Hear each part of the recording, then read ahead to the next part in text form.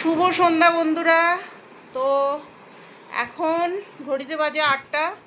আমাদের সন্ধেবেলা চা খাওয়া হয়ে গেছে। আজকে আর দেখাইনি, কারণ সন্ধেবেলা সেরকম কিছু করিনি। আর শুধু চা কফি এই গরমে কী বা খাওয়া যায়, আর রান্নাঘরে কতক্ষণই বা থাকা যায়।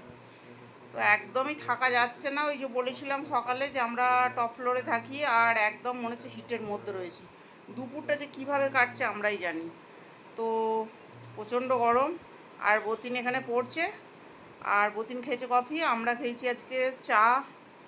আর কেউ কিছুই খায়নি আজকে, তাই করিও নি, তোমাদের কিছু দেখাতেও পারিনি। তোমরা সব গরমে কেমন আছো অবশ্যই জানিও, আর কোথাও বৃষ্টি হলো কি না সেটাও অবশ্যই জানিও। আমাদের এখানে কিন্তু একদম বৃষ্টির কোনো লক্ষণ নেই।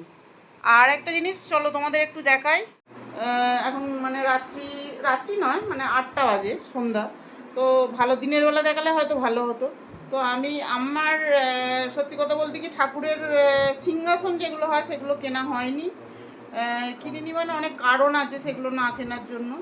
তো এটাই আমি সাজিয়ে সুন্দর করে এখানে ঠাকুর রাখি। তো আমি মনে করি যেখানেই রাখা হোক তাকে সুন্দর করে মন থেকে ভক্তি করে পুজো করলে সেটাই তার আবাসস্থল হয়। হয়তো ঠাকুরই চাননি যে এইটা আমি এখনই সিংহাসনটা কিনি। তো দেখো, এটা আমি সুন্দর করে সাজিয়েছি।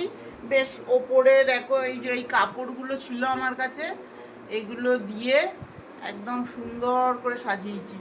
কেমন হয়েছে তোমরা অবশ্যই জানিও। আমার তো ভীষণ ভালো লাগছে, আমি নিজে করেছি, তো আমার মনটা বেশ সুন্দর লাগছে।